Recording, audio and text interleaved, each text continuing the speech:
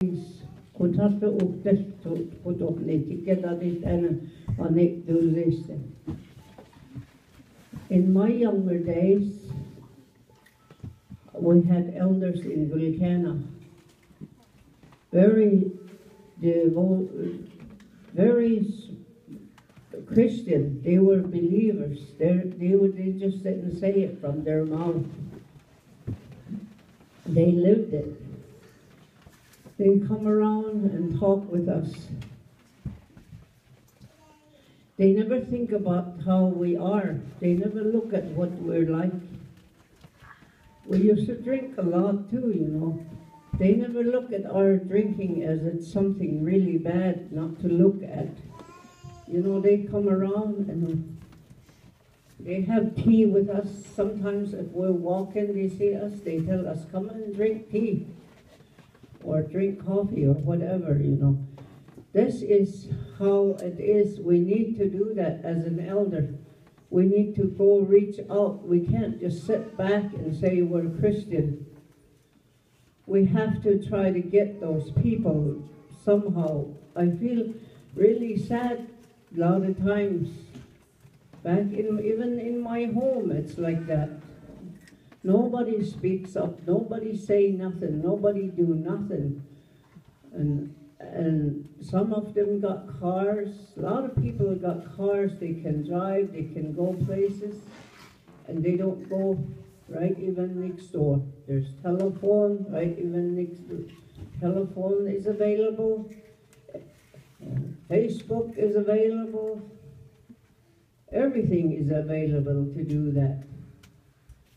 Instead, you know, we got to start looking at young people.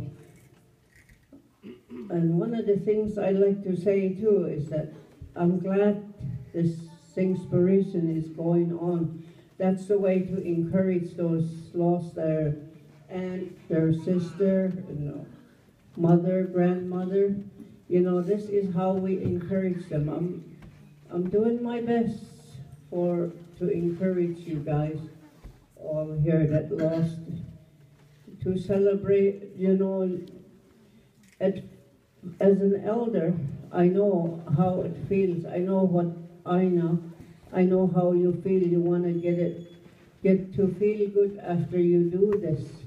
This is how elders are. We don't do that just to have fun and just to sit here and have fun.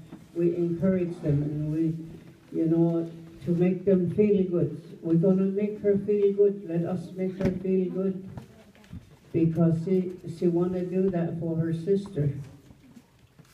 You know, this is good way to encourage them. We're going to sing and praise, and I'd like to say something about what I learned in the last few days. And you know, I was reading my Bible one day. I was reading I read every day, but this one particular passage I went through, I remember I keep reading it over and over again. You know why? Because I'm in that same way as that person was in a Bible. I looked at it. You know, most of us in this right here, everywhere, not only here and there, but just all over the world, we don't really believe that God is available and that He's able and He can do anything. We don't. You know, even in old days, they were like that too. But there's some that came to the Lord really fully, all the way. Naaman, for instance, in Kings 17, you know, you read about Naaman. He's a commander of the whole tribe there. And he directed all the armies and wars, and they won wars with Israelites too. And when they won the war with Israelites, they took some servant from them, And one girl he got for his wife, so it can be his wife's servant. And that girl is she's a Jewish, she's an Israelite. She knows about God, she's worship God. And Naaman, he got sick. And them days, I guess he know what kind of sick they get. They have doctors too, probably. And he said he's going to die with that disease, that incurable disease. And he felt bad, and he sat back and thought. Then that girl went to his, the Naaman's wife, and said, "You know what? I know some prophet that can pray and heal your husband. Tell me," she said, and that girl tell her where that Elisha is the prophet. Then Naaman, he sent his servant, and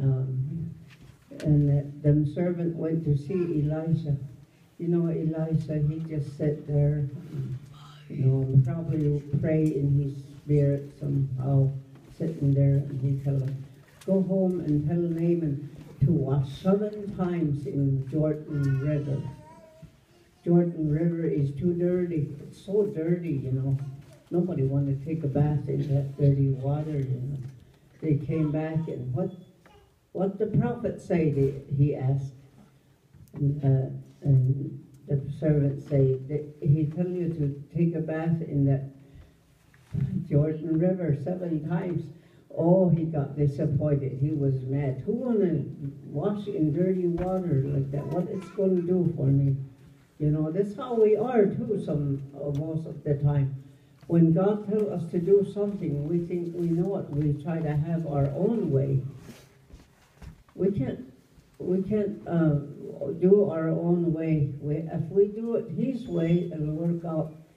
Then the worser he got, then he finally did what he was told to do, and he got healed.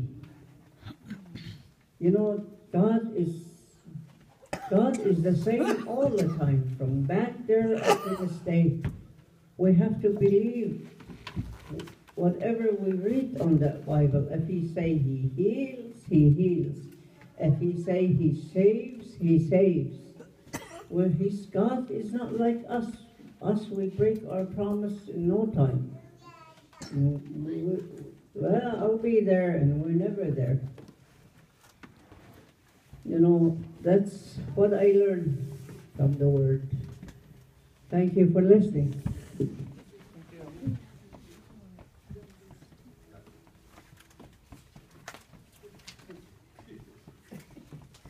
Did you hear me?